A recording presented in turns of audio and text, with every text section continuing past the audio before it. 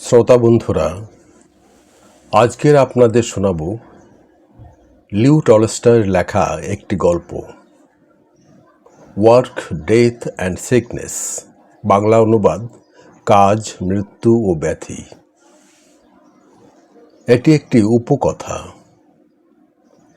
এই উপকথাটি দক্ষিণ আমেরিকার আদিম অধিবাসীদের মধ্যে প্রচলিত।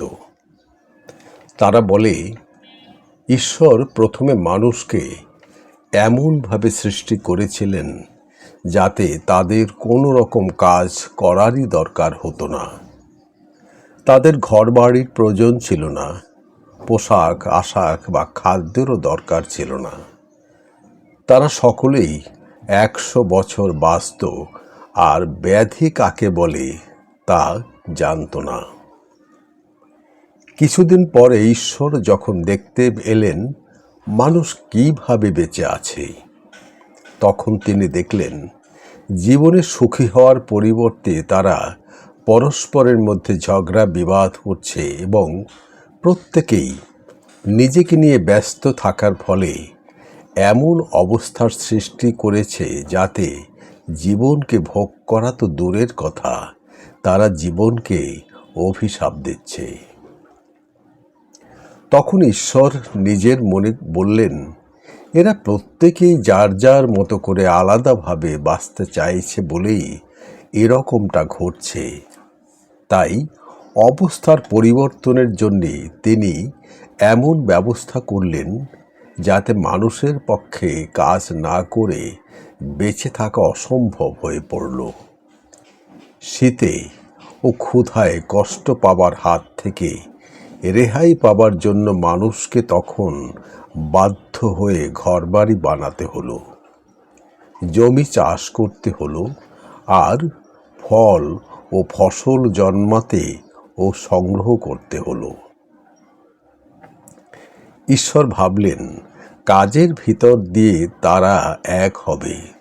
যন্ত্রপাতি তৈরি করা, কাঠ কেটে তাকে এক জায়গা থেকে অন্য জায়গায় নেওয়া, বাড়ি তৈরি করা, ফসল বোনা ও কাটা, সুতো কাটা ও কাপড় বোনা, পোশাক তৈরি করা, এসব কাজ তো আর প্রত্যেকে আলাদা আলাদা করতে পারবে না।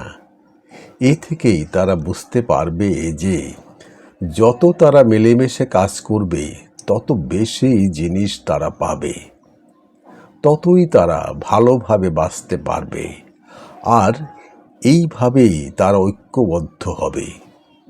দিন যায়, ঈশ্বর আবার দেখতে এলেন মানুষ কেমন আছে আর এখন তারা সুখী হয়েছে কিনা। কিন্তু তিনি দেখলেন তাদের অবস্থা আগের চাইতেও খারাপ হয়েছে। তারা একসঙ্গে কাজ করছে বটে, না করে যে উপায় নেই, কিন্তু সকলে মিলেমিশে নয়, ছোট ছোট দলে ভাগ হয়ে।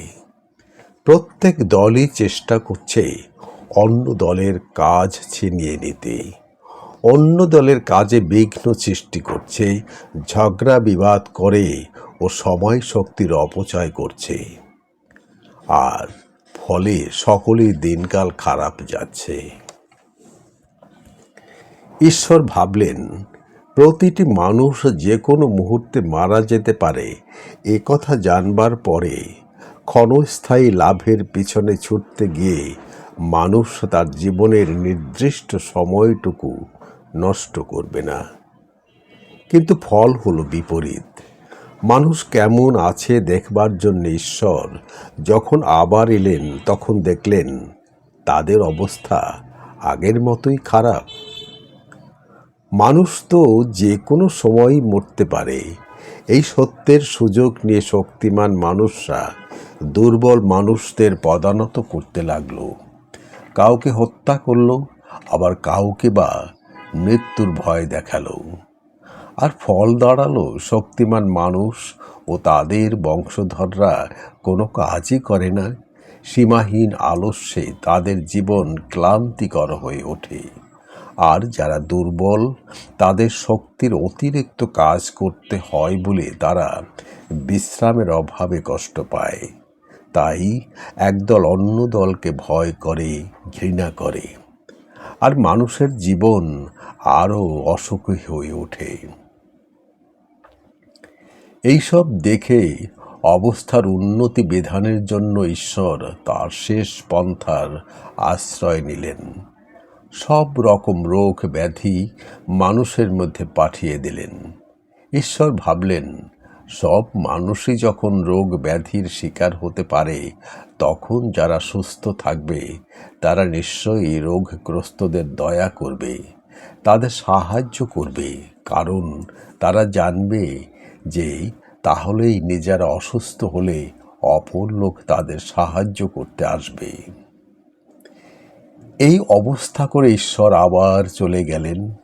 ব্যাধির শিকার হবার ফলে মানুষ এখন কেমন আছে সেটা দেখবার জন্য তিনি যখন আবার এলেন, তখন মানুষের অবস্থা আরও খারাপ হয়ে পড়েছে।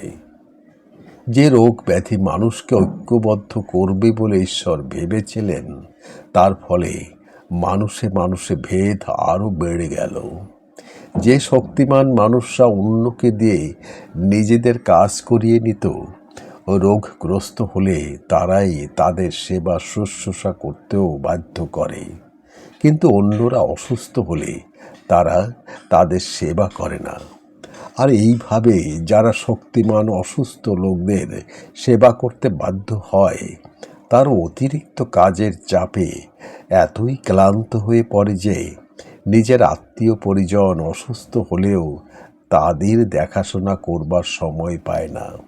ফলে তারা বিনা শুশ্রূষায় রোগে ভুগতে থাকে।